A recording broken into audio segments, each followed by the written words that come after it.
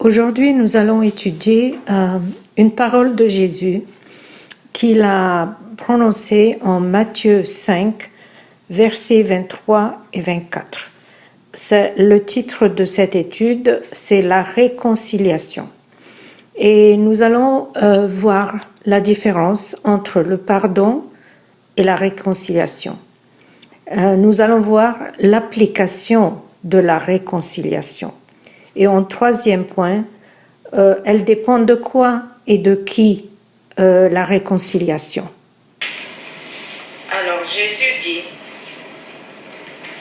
si donc tu présentes ton offrande à l'autel et que là tu te souviens que ton frère a quelque chose contre toi, laisse là ton offrande devant l'autel et va d'abord te réconcilier avec ton frère. Puis viens présenter ton offrande. Le mot-clé ici que je veux discuter, c'est question de va te réconcilier avec ton frère. Alors, c'est très intéressant parce que on peut dire par exemple, si la personne m'a pardonné, parce que nous sommes chrétiens entre nous, les chrétiens, donc elle me pardonne. Et c'est fini, ça va. Mais pardonner quelqu'un, c'est pas la même chose qu'être réconcilié. Ça veut dire, si vous vous rappelez que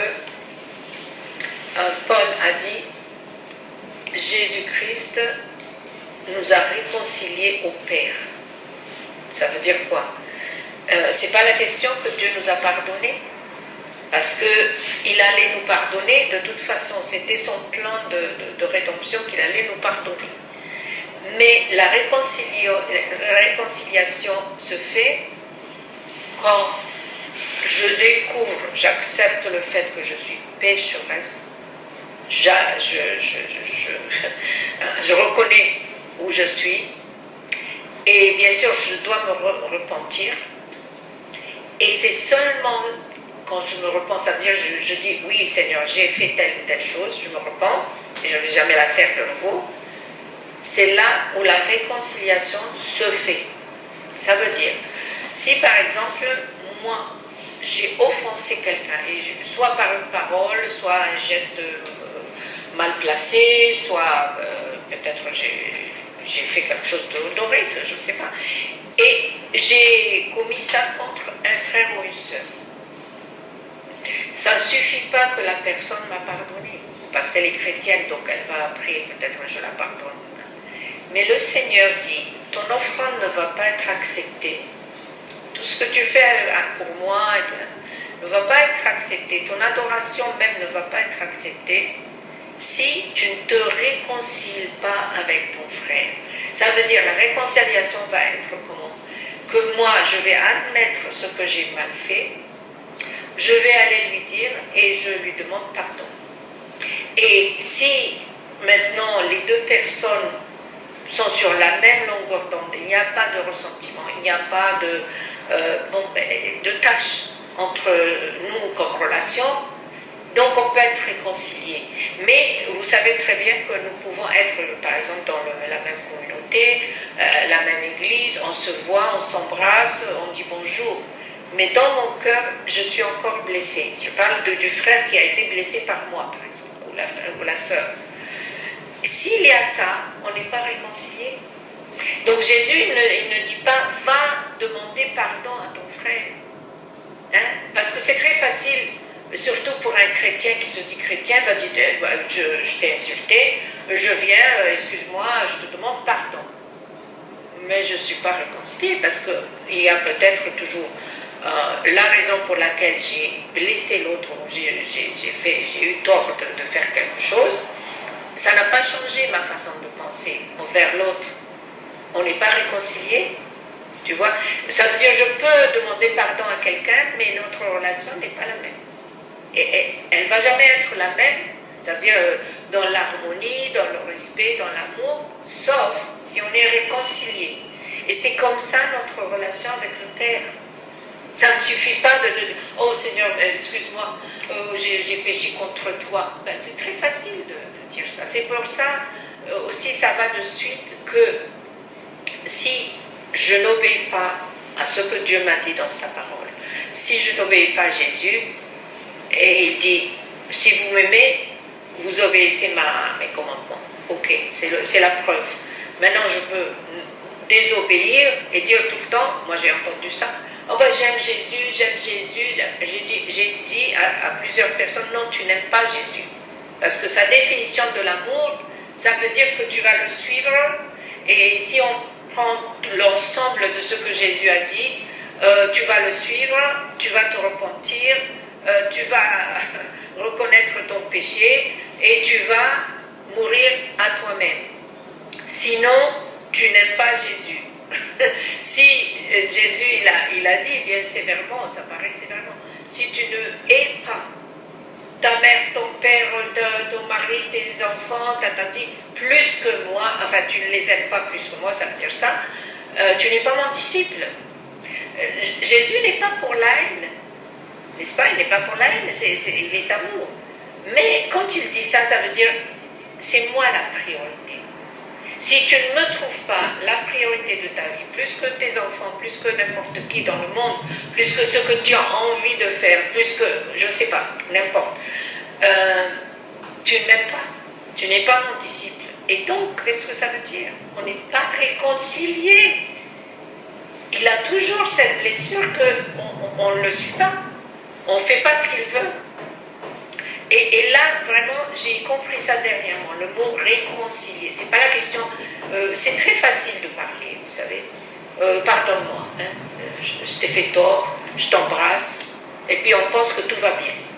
Non, ça dépend de vraiment ce que je reconnais en moi-même. Et que ce qui ne va pas, et qui, bien sûr, c'est un péché, doit être éradiqué. Et là, la relation va être claire. Là, je peux avoir une relation vraiment de fraternité envers quelqu'un, ou d'amour, etc. Et c'est ça que aussi je voulais relever, parce que aussi quand je dis je meurs à moi-même, j'ai bien dit que quand on meurt à soi, on meurt vis-à-vis de Dieu. Ça veut dire, je ne suis pas indépendante. J'ai renoncé à mes droits envers Dieu. Ça veut dire dorénavant, maintenant je vais suivre Dieu, je vais suivre ses conditions, je vais suivre ses commandements, je vais l'obéir. Ok. Mais est-ce que, par exemple, Dieu va me priver de mes droits, des droits d'un enfant de Dieu? Ça aussi c'est important. Moi je renonce à mes droits. Mais lui va me donner plus. Le droit d'un enfant de Dieu né et qui fait partie de la famille de Dieu céleste et que co-héritière avec Jésus, vous imaginez quel droit on peut avoir? Mais moi je ne revendique pas, c'est lui qui me donne tout ça. C'est le cadeau. Gratuit. C'est le cadeau. Hein? C'est un cadeau. Un cadeau, justement. Mais ça veut dire, je veux donner une image correcte de Dieu. Ça veut dire, il n'est pas un ogre qui veut m'écraser et me dire, tu n'as aucun droit. Et maintenant, si je te traite comme un esclave, comme un paillasson ou un chien, tu n'as pas le droit de dire qu'il ne va pas me traiter comme ça. Il n'a pas payé tout ce prix-là pour me traiter, maltraiter comme ça. Non. Alors c'est ça qui échappe à la personne, elle pense, c'est elle qui va assurer son droit, sa dignité, son respect, tatati. Dieu nous donne tout ça. Quand tu suis Dieu, tu as le respect qui n'est pas égal à ce que le monde peut nous donner. Pas du tout. Parce que, écoutez, si quelqu'un marche avec la foule, il est respecté pour un temps. Adoré même une idole, ok. D'un temps ou l'autre, ça va tomber. Et maintenant, tu es traité comme un païen. Ça ne dure pas. Mais dans le cas de Dieu, il veut nous donner cette position qui était à Adam et Ève au début et qui est le top. Il lui a donné tout ce qu'il a créé, il lui a donné, c'est à toi, fais ce que tu veux, mais ne me désobéis pas. C'est tout. Alors il faut comprendre aussi que dans l'obéissance, dans la mort de soi, il y a la dignité qui n'est en fait, qui n'est pas égal. Et c'est pour ça d'ailleurs que quand on nous maltraite, ou on nous insulte, ou, on nous accuse faussement et tout ça, c'est comme Jésus. Jésus savait qui il était. Et il n'était pas offensé. Vous dites ce que vous dites, ok, je vous pardonne, mais ça ne le perturbe pas. Mais nous, parce que justement, on n'est pas dans cette réconciliation vraiment avec le Seigneur. Donc on n'a pas pris notre position d'adoption de fils et filles de Dieu, et on ne jouit pas de cette dignité, de ce respect qu'on reçoit du Seigneur. Et là, je vais être offensée par quelqu'un, tu vois, parce que je reçois mon respect de l'autre être humain, pas de Dieu. Mais l'essentiel, c'est de savoir qui je suis en Christ. Et là, personne ne peut m'ébranler. Personne. Ok? Merci Seigneur. Maintenant, le deuxième point que nous voulons étudier et comprendre, c'est l'application de la réconciliation dont Jésus parle. Il faut se rappeler que le contexte était que la personne, elle va présenter son offrande à l'autel. Donc, la présentation d'offrande à l'autel, c'est un geste d'adoration vers Dieu. Et ce que Jésus nous dit, c'est en fait, vous ne pouvez pas avoir une position correcte avec votre Père Céleste et faire tout ce qu'il faut pour l'adorer ou les observances qu'on doit faire si ton frère a quelque chose contre toi. Ici, je veux être très clair. Que, par exemple, supposer quelqu'un a quelque chose contre moi parce qu'il est susceptible. C'est pas que moi, je l'ai offensé. C'est pas que moi, j'ai eu tort à dire un mot mal placé ou le blesser ou faire exprès pour faire quoi que ce soit de mal. C'est pas ça. C'est la personne qui pense qu'elle est fâchée de moi, sans raison. Supposez un autre cas, par exemple, il y a des personnes qui sont jalouses de l'autre personne. Donc, elle a des choses contre l'autre personne. Et dans ce cas-là, est-ce que ça s'applique à ce que Jésus nous dit? Bien sûr que non.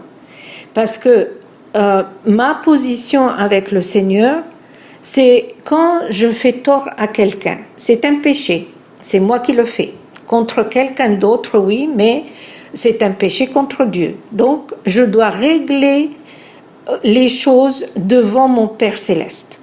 Mais si l'autre personne, elle est fâchée ou elle a quelque chose contre moi, mais ce n'est pas une vraie raison pour qu'elle ait quelque chose contre moi. C'est son caractère, peut-être c'est une personne charnelle, donc elle a des convoitises, elle est jalouse, ça peut être plusieurs choses. Et dans ce cas-là, je ne suis pas obligée d'aller justement vers cette personne-là pour me réconcilier, parce que j'ai rien fait. Ok, alors c'est ça, l'application dépend de ce que moi j'ai fait. Ça veut dire, c'est vrai que vraiment j'ai eu tort et j'ai péché contre la personne, mon frère ou ma sœur en Christ, et bien sûr j'ai péché contre Dieu. Et dans ce cas-là, Jésus dit, ton offrande ne vaut rien, parce que ta position avec moi n'est pas correcte et ta conscience n'est pas tranquille. Donc, il faut régler tes affaires avec moi, avec le Seigneur. Et c'est ça l'application dont Jésus parle.